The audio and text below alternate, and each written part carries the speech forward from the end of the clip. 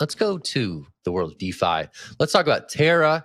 Terra is about to extend its UST stablecoin onto a Polygon-based DeFi platform called SynFutures. Now, UST has been surging in market value. It is growing in might. It is definitely among the top 5 stablecoins by market cap right now.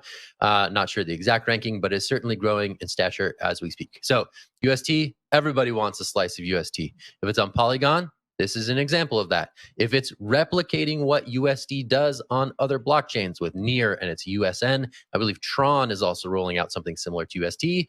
UST is the hot stablecoin of the moment. It is an algorithmic stablecoin. It is far different from the asset-backed stablecoins that are the current market leaders, USDT and USDC.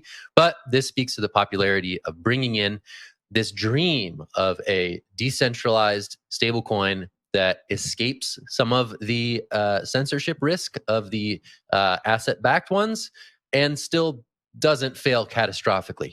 Time will tell if both those things can be had. Some people doubt it. Some people say it works. But right now, everyone is trying to either get a slice of UST on their network of choice or build something similar to USDT that is native to their network.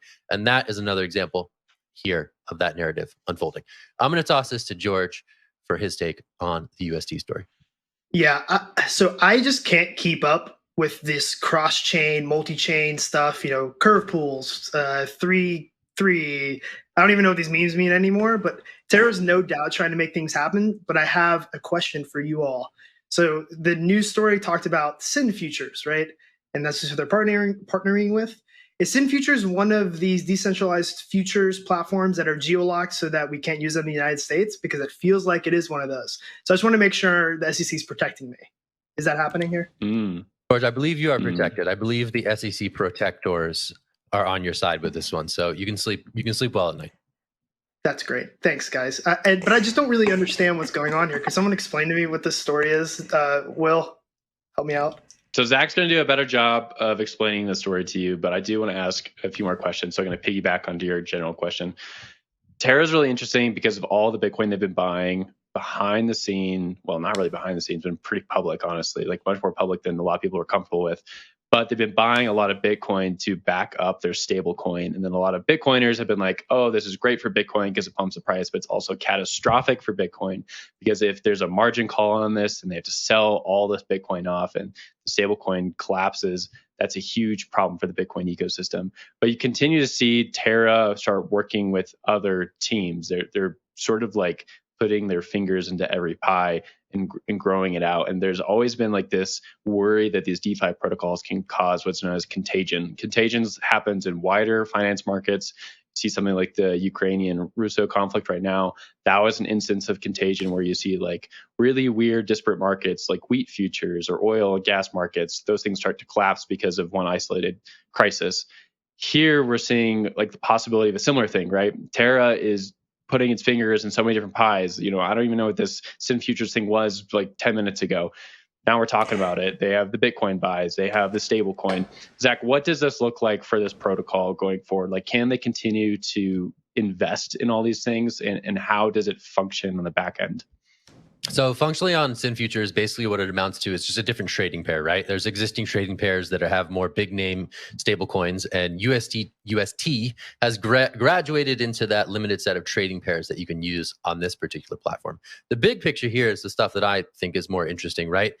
Terra as an ecosystem is building bridges to various other ecosystems. We saw, I think it was Avalanche and Terra linked up on a pretty big deal not too long ago.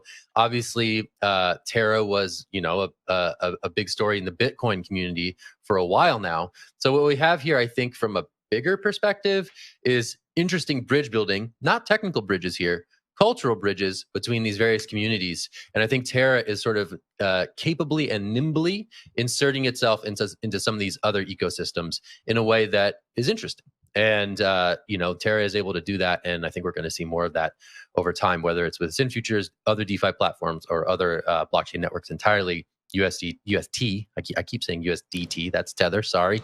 UST, that seems to be a rising star in the stablecoin sector. And that's something that people want access to. So I think it comes down to that, but I don't know if that answered your question.